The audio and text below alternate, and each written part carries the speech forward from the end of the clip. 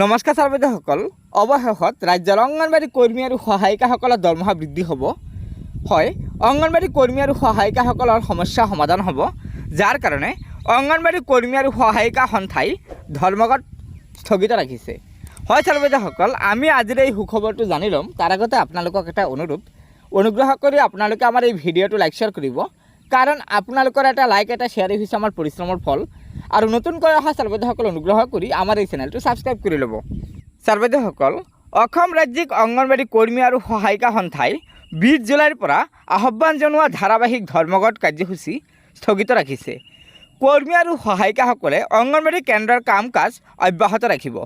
মহিলা আৰু শিশু কল্যাণ বিভাগৰ সঞ্চালকসহ বিভাগৰ আন কেইবাগৰাকীও শীৰ্ষ বিষয়াৰ সৈতে অংগনবাড়ী কৰ্মী সহায়িকা সন্থাৰ প্ৰতিনিধিয়ে আজি বৈঠকত মিলিত হৈ এই সিদ্ধান্ত গ্ৰহণ কৰে। সন্থাৰ সভাপতি জয়মতী দাস আৰু সাধাৰণ সম্পাদক ইন্দিৰা নেৱাৰে বিজ্ঞপ্তিযোগে জনোৱা অনুসৰি বিভাগৰ বিষয়াই অংগনবাড়ী কৰ্মী সহায়িকাসকলৰ দীৰ্ঘদিনীয়া সমস্যা সমাধানৰ আশ্বাস দিয়াৰ বাবে প্ৰতিবাদী কাৰ্যসূচী স্থগিত ৰখা হৈছে। উজান বজাৰস্থিত সঞ্চালক কাৰ্যালয়ত অনুষ্ঠিত এই বৈঠক সঞ্চালক বিভাস মোদীৰ সভাপতিত্বত অনুষ্ঠিত হয়। বৈঠকত বিভাগৰ তৰফৰ পৰা যুটীয়া সঞ্চালিকা শমশেৰা হাজৰিকা, উপ সঞ্চালিকা বিঞ্জুমণি দাস, যুটীয়া সচিব গৌতম মজুমদাৰ, অতিৰিক্ত সঞ্চালক অভিজিৎ সিনহা, কাৰ্যক্ৰম বিষয়া দেৱজিৎ বৰা, অধ্যক্ষ প্ৰমোদ কাকতি উপস্থিত থাকে।